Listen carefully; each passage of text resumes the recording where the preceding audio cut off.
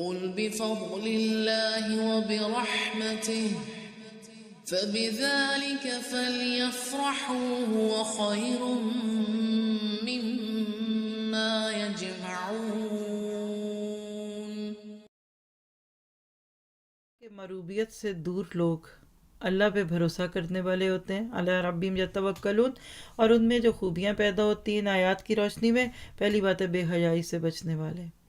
دیکھیے ہر وہ چیز جو آپ کو حیا سے دور کر دے آپ کو اس کو ہٹانا پڑے گا، چاہے آپ امبیرسڈ ہیں، چاہے پیئر پریشر میں لوگ آپ سے آپ کے حال حلیے بدلنے کو کہ آپ کو غلط چیزوں میں لے آئیں، آپ کو ہومو سیکشولیٹی کی طرف لے آئیں، آپ نہیں لائیں گے کیونکہ آپ اللہ پر بھروسہ کرتے ہیں.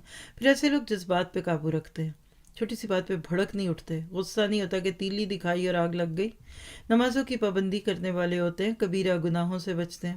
آج امت مسلمہ کو جو فلیک لگا ہوا ہے اس میں کبیرہ گناہ بھی ہے، بڑے بڑے گناہ ہم نے اتنے چھوٹے اور مائنیوٹ منیچر سمجھ لی کہ اٹس اوکے. یہ بھی فتنہ مروبیت کا پیدا کرنا ہے.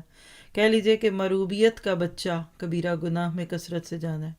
اس طرح آپس میں مشاورت کرتے ہیں ایسے لوگ، کیونکہ خرفن مولا نہیں ہے. اللہ کے نبی بہت مشورہ کرتے بھی تھے، لیتے بھی تھے، دیتے بھی تھے.